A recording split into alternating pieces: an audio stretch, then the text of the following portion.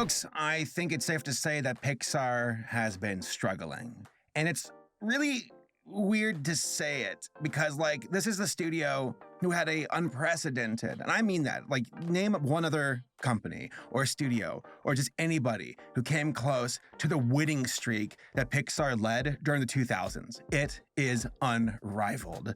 The best I can think of is maybe the Disney Renaissance. And I'm even thinking outside of animation. When I'm thinking of I guess the Harry Potter, I'm like, I don't count that. That was a clear vision. Pixar was dropping hit after hit after hit of original content, original ideas and movies and stories that were critically acclaimed and financially juggernauts. They were unstoppable. There's no wonder why we look at Pixar and say, you're one of the greatest of all time. Once. I say that in jest. But I think it's also fair to say that Pixar has stumbled this past, decade or so. They started to stumble in the 2010s. And they had their hits. They had some good ones like Inside Out, Coco.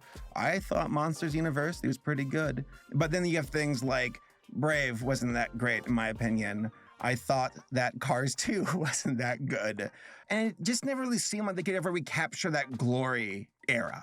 And I'm gonna talk about Pixar in a future video where I go more in depth with it. I'll actually have a script so I know what I'm talking about with resources and research and a sponsor, of course. Oh wait, there's a sponsor in this video. Magic Spoon. Magic Spoon is a high-protein cereal that the adult and inner child in you will love. It reminds me of Saturday mornings when I was a kid, eating cereal while rocking out to morning cartoons.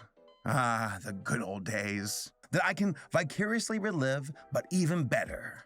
Magic Spoon cereal has 0 grams of sugar, 13 to 14 grams of protein, and only 4 to 5 net grams of carbs in each serving. Except for Honey Nut, who is rocking 1 gram of sugar. And all of these flavors are only 130 calories per serving. It's also keto-friendly, grain-free, gluten-free, soy-free, and full of natural flavors. My favorite is the peanut butter by a long shot. I also love the cocoa and the fruity flavors too. I've been trying to do keto, and it's been an uphill battle, and let me tell you, having Magic Spoon as an option is so incredibly helpful. It really scratches that itch without me having to screw up my entire keto diet. So, click the link below to get some Magic Spoon cereal today. You can build your very own variety box and use my code SABER for $5 off. You can choose from the best-selling cocoa, fruity, frosted, peanut butter, cookies and cream, and maple waffle flavors. Plus other awesome flavors including Honey Nut, Blueberry Muffin, and Cinnamon Roll. And Magic Spoon is so confident in their product. It is backed with a 100% happiness guarantee. So if you don't like it for any reason, they'll refund your money, no questions asked. So click the link down below and use the code SABER for $5 off.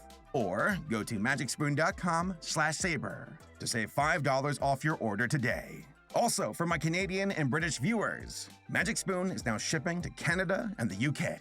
Go hit them up today. Stop talking!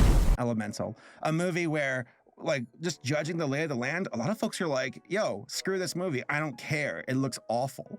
I'm like, whoa, hold on. What's going on here? When I first saw the concept for Elemental, I thought, hey, it looks kind of cute, kind of fun. Fire and water and elements. Okay, that's something that's very universal to us humans. We all know what fire is, fire are. We know about earth. I watched Avatar: The Last Airbender. I know what's up. Guys, elements are currently hot in the streets right now. James Cameron, he's trying to do the same thing with the water tribe and his own Avatar. But honest to God, elements, fire, water, ground, air, it's just things that we know, everyone. It's very, very accessible. And I think that ended up being a bit of a detriment and a weird twist of fate for the marketing and the, concept being introduced to audiences and consumers for Pixar.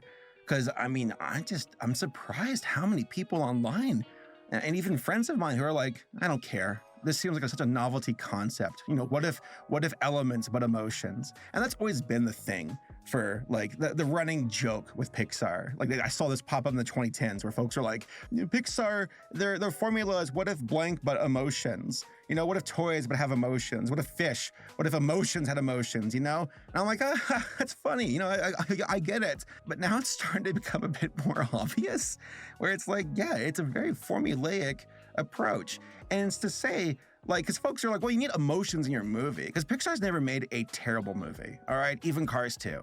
I know what a bad movie looks like, folks. Trust me. Look at my channel and you would know that I'm an authority on that matter. Pixar's never made a terrible movie. They've made underwhelming films, and it's only amplified because they've made fantastic movies. But like, that's the problem, is it's Pixar's legacy and how Pixar nowadays is trying to live up to it and how it's been very difficult.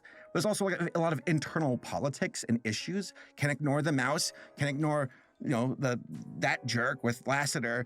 It's just tough. They're in tough waters right now. And if anything, Elemental is kind of being thrown under the bus. And it's a shame because the movie's not bad, as I'll talk about here now because I'm just kind of ranting now. I will say this though, the box office projections for Elemental do not look good.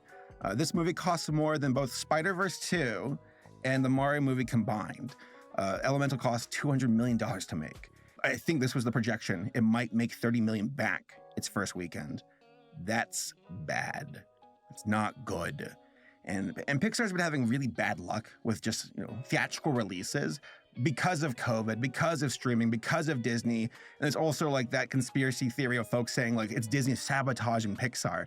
I don't believe that, because that would work against Disney's, like shareholders and making money. Why would you do that to yourself? But like, as far as this being a very expensive project that's not clicking, whether it's because of the marketing or lack thereof, or maybe this is just a concept folks just aren't clicking with. That seems to be a very common thing right now I've been noticing, where people are just like, meh, I'm good, I don't care. Which wasn't the case for Turning Red. But also like Lightyear came out afterwards and folks were just kind of like meh to that as well, including myself. I thought Lightyear was a big letdown. It's been interesting. It's been an interesting journey for Pixar ever since like Toy Story 4, but I digress. I'll talk about that some other time. By the way, spoilers going into this. If you want to avoid spoilers, then don't watch this video. But I will say that I did enjoy this movie. I thought it was a good film. I thought it was better than Luca and Soul, and definitely better than Onward. Much better than Lightyear. It's one of the better films that come from Pixar as of late. And my expectations, though, were low, so I can't discount that. I went to see Spider-Verse 2, and I'm like, my expectations are high, and they were met. Mario movie, my expectations were low, and I was whelmed. Though, after the fact, I'm just kind of like, that was really just a very, very plain, generic, average movie. But who would have guessed? It's Illumination, of course. For Elemental, I went into it, I'm like, is this not gonna be good? Oh man, everyone else is saying it's gonna be bad. Okay, here we go. Watched it, I'm like, okay, it's solid. But it was definitely a Pixar film. Watching it, I'm like, yep, this is a Pixar movie. It hits all the bingo, points. How do you play bingo? I don't know. I got my bingo card. It's like family issues, check. Introspective emotional turmoil, check. Taking some fictional lens and applying a very humanizing storytelling element to it, check. Pixar. And it's a formula that has worked, and it's not a bad formula. I think it's just that it's getting kind of derivative, just a bit.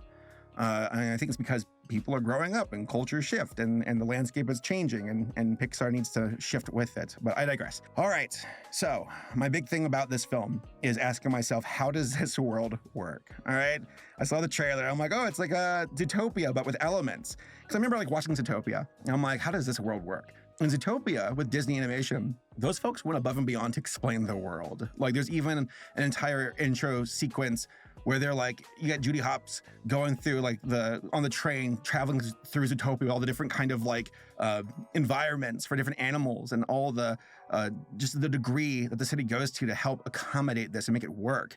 And I'm like, that's a lot of cool effort. That's neat. I love it. There's still like questions where I'm like, how's the economy work with like elephants versus mice? But like, I'm like, you know what? You've done enough homework and enough effort to make me believe this. Let's go. But well, for Elemental, I'm like, wait, it sounds like water can just straight up kill fire, like just die.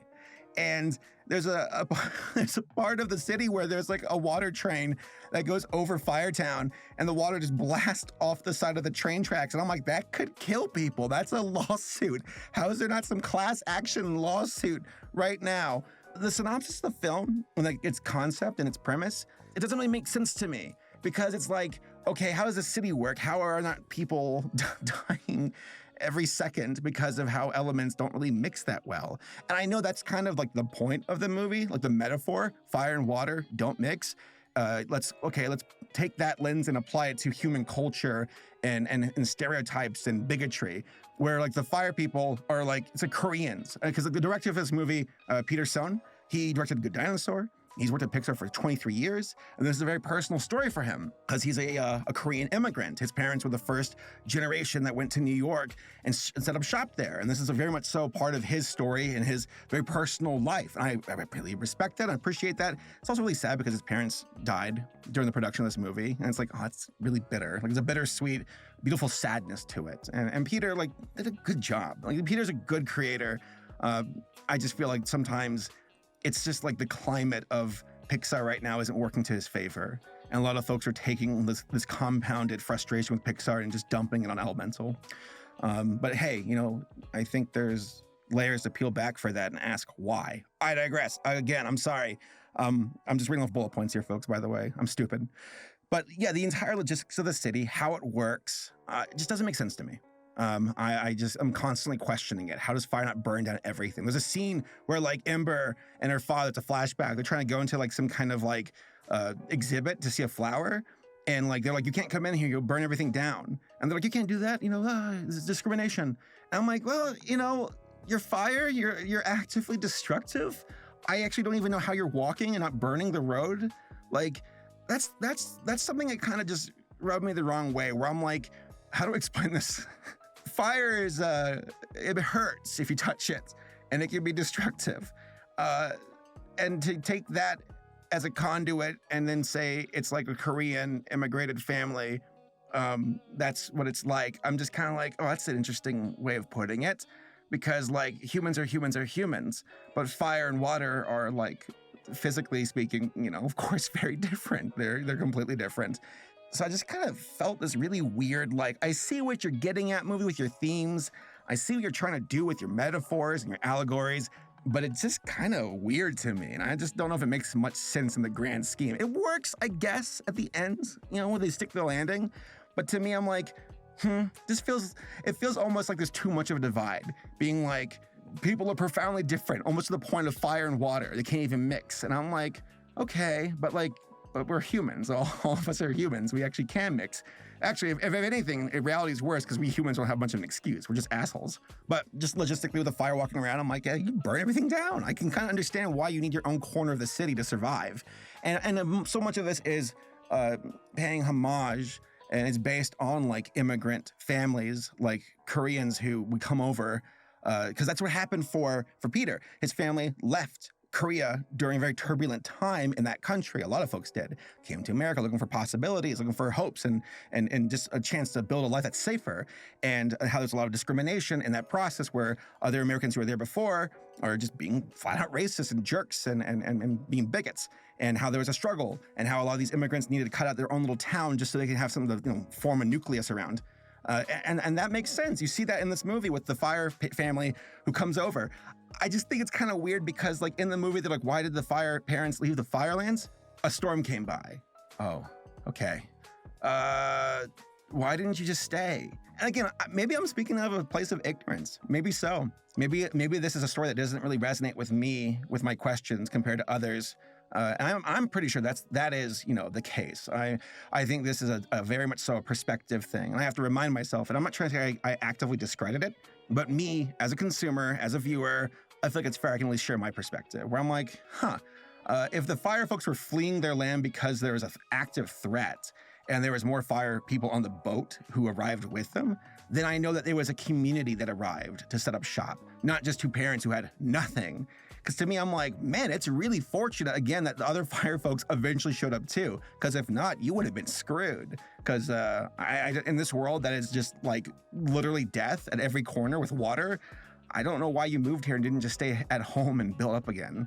But I feel like I'm splitting ends here. Ember's the daughter of the parents who arrived.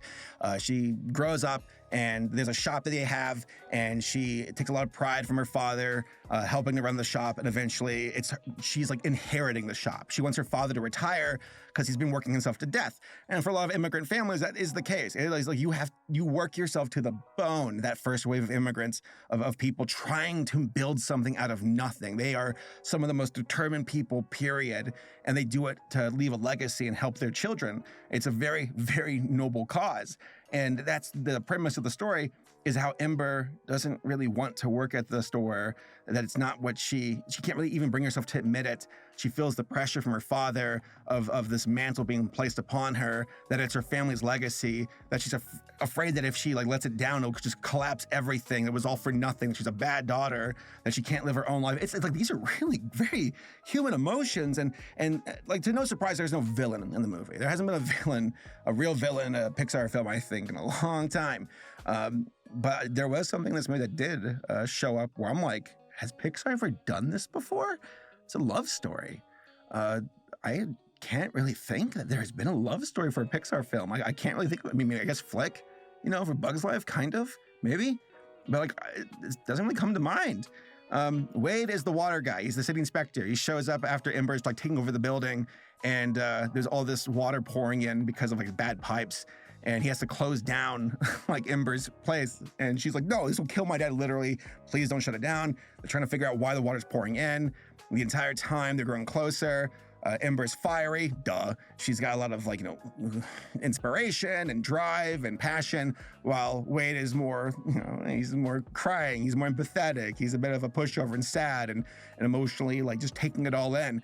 So you see their strengths, you see their quote unquote weaknesses, how they complement each other, how they work together, inspire one another, but opposite lives. You're fire, I'm water, how can we be together? The parents aren't a fan of the water, especially the dad. The dad's like, I don't like this water guy, he sucks. But you see over time how they're trying to open up about their emotions, how Wade lost his father, how he learns from Ember that there is like, life is brief and you have to seize the moment, and how they both just rub off on each other and fall in love. And I'm like, wow, a love story in a Pixar film, cool. And also there's like, I guess, I mean, tell me if I'm wrong, folks, but like this is like an interracial thing, I would imagine. I actually have no other way of how to even like, how else do you spin it with just the vehemently opposite cultures and people, and how it's like, oh, you're a water guy, you're in your bougie tower with your family where you're all insulated, and it's like, there's some friction there, and it works. And you see Ember kind of struggle with trying to accept the reality of the situation where she like doesn't want to run the shop. She wants to be a glass blower. She wants to use the glass to build homes for the water folks. Again, this is a very, whereas Utopia, I felt like the world kind of took into account like things to protect the small animals. In this world, it's like, if you're fired, do not come to the city. You will die. And also I'm a little bit confused about the other elements too, like the ground. The fire like eats wood to like repair themselves. I'm like, is the wood from the plant people? And there's water, and then there's water people. So is that just dead water? Like Wade said his dad died. I'm like, how does water die? How does this work? This world doesn't make sense. I'm confused. How can the fire folks even go anywhere without burning everything down? What's the cloud people? They're air, but it's a cloud. That's just water in a different form. Doesn't make sense? And I was asking myself, am I overthinking this? Am I being a jerk? Am I specifically asking too many questions and not letting my I need to suspend my disbelief? And I'm like, no, there's just so many things where it doesn't make sense. And you better believe there's a lot of gags in this film, but not to like a negligible degree of like, fire, water. What if, water person gets hit by a car? Oh, they're fine. But I don't know, just asking a lot of questions the entire time. And I'm like, city inspector, OSHA, more like close the city down when everyone's dying. But I will say this though, the characterization is great. I think there's some really fantastic designs. I think the designs are great. I think the concepts are really neat. I think they got really creative with like using like Ember, with how her form will change, the color, the way she flickers. Same thing with Wade, with crying and how he takes different shapes. There's a lot of creativity. That's not just cliches or tropes or grabbing the lowest hanging fruit to make a very, ho ho ho ho joke about elements. There's some, there's some thought. That's the thing, is Pixar never has fallen off when it comes to like inspiration, purpose, passion, dedication. Because visually speaking, this film's beautiful. I mean, there's a lot of thought. It's one of those things where we have to admit as viewers who don't know animation, where we don't work in the industry, there's a lot of things we take for granted, where if someone broke it down, like who worked on this film, they'd be like, you have no idea how hard this is. You have no idea. And I guess that's just the way it is, because we're consumers. We don't have the time to get, to know how the sausage gets made. We just want to eat it and move on. So it's an interesting dynamic. But that being said, like seeing how Ember's body and Wade's body are constantly shifting, like it's always moving. Their features, their eyes, their body. It's just, that's really fascinating. I think that's a neat idea, and I enjoyed it a lot. And again, Ember's design, I think she's hot. Oh my God, no, I did not just say that was not me, dude. Where do I go from there on out? But I suppose overall, because I'm just ranting at this point, I can see the themes, I can see the metaphors, I can see the sincere, authentic, very personal story from Peter and what he's trying to share. I can see how this is a movie that came from the heart. I can see how there's a lot of effort and merit in this movie. But man, it really just goes to show that I think it's just Pixar's filmography in a macro sense that is making it really hard for folks to really care about Elemental. And that sucks. It sucks to see a film, be holding the bag and there's this accrued sense of just like, I'm good from viewers who are like, I've seen this before, we're good. It's like Inside Out meets Zootopia, but with water and fire. I'm good. Man, that sucks, because this movie is not bad at all. It's good. I actually think it's really, really good. But like, also the music and the audio mixing, really good. There's a wonderful soundtrack. I think it's fantastic. So I guess overall, this movie, I was satisfied. Good pacing, solid themes, logistically a nightmare with the world, and that's a problem. It took me out of it a lot. I think, again, Zootopia did a better job, but at the heart of it all, with the characters, the story, and the journey, I think it's pretty damn good.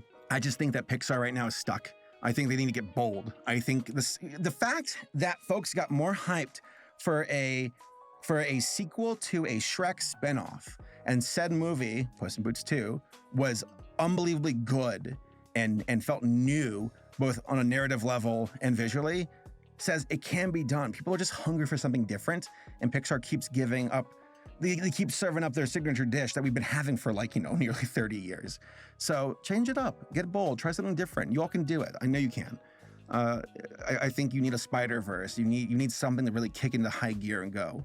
And I know the folks who work there care. And I'll talk about more in my future video. I want to have empathy here, but at the same time, there's a reason why we have a standard for Pixar, because they defined 3D animated films in a way that no one else will ever come close to ever again.